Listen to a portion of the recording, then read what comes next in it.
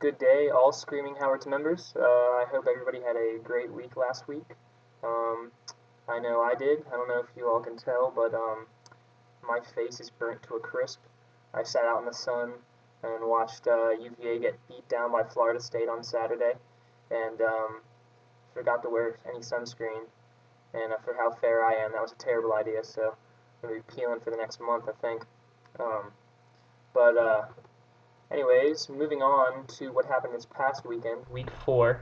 Um, Pretty eventful. Not very high scoring. I'm looking at the scores in front of me here. We had um, some pretty, I mean, 3 pretty low scoring contests um, in David and Jeremy's matchup, as well as Mason and Walter's and Chad and Brad's. The winning score was in the 70s all 3 times. So this just wasn't a very high-powered fantasy week, at least not as much as last week, where we saw Jeremy and Chad's shootout. That was the matchup of last week. Let's look at some of the scores here. Cody squeaked by me, 112 to 106. It's a little disappointing to lose when you score, 106 points, which would have beaten any other team in the league except Cody. So that's kind of disappointing. But you gotta take what you can get. So let's see. Mason finally gets his first win of the season against Walter, behind Maurice Jones-Drew's 23.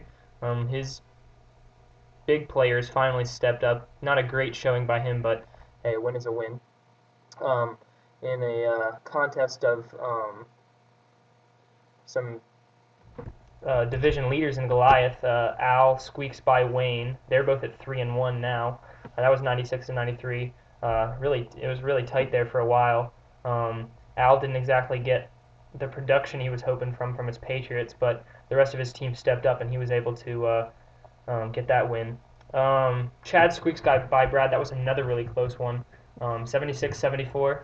And then finally, in a matchup which everybody in the league predicted Jeremy to win, he was unable to beat David, stays at 0-4, and for that he receives this week's Snowman Award. 71-66, just a poor showing overall there. You can't really lose to David when he scores 71 points and expect not to get the Snowman. So that's where that was coming from. We had no Nostradamuses this week. As I said, everyone picked Jeremy, so by that criteria alone, I just, disregarded what everybody said. I'm going to take a quick look at the standings as I do every week. Goliath, as far as total win percentage, is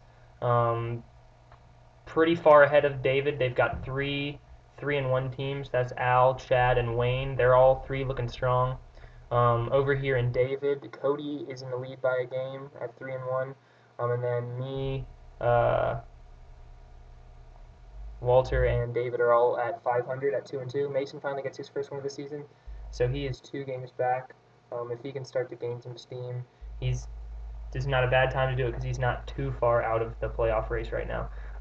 Jeremy's really the only team that really needs to have a change of, I don't know what he needs to do, but he needs to change something and quickly because he's 0-4, 3 games back in Goliath, and everybody else is gaining ground on him. So it looks to me like we're going to have some pretty good games next week. Let me take a gander at them real quick. Week 5, I know that I'm playing Walter. I always enjoy that matchup. That ought to be fun. Wayne and Mason, that'll be Mason, a good test for Mason after his first one of the season, see if he can continue to improve against Wayne, who's a pretty good team. We got Cody and David. Should be a walk in the park for Cody, but you never know when you're playing David. Jeremy and Brad, that one could be close. This is one of the easier matchups for Jeremy, so he needs to take advantage of this and get his first win. And then Chad and Al, that'll be another good matchup as far as the top of Goliath is concerned. Maybe a few teams in Goliath will start to step out of that 3-way tie for first place and start getting some separation from the rest of the teams. So those matchups look good. I'm looking forward to next weekend. Hope all of you have a fantastic week. Like I always say, hit the waiver wires, try to pick up some players. Seen some trades going down lately. 3 in the past week and a half, I guess. So that's good. See if you can get some players off of other teams. Always try to improve your fantasy team, um, as always, and talk some smack, make some predictions. I always get 9 predictions for each like Nostradamus post that I make. So I don't know who the 10th person in the league that's not uh, making their predictions. I don't know if it is it David. I'd have to go back and look at the post, but whoever that 10th member is that's not participating, get your predictions in so we can have full league participation because that's what the Screaming Howards are all about. All right, see you guys next week.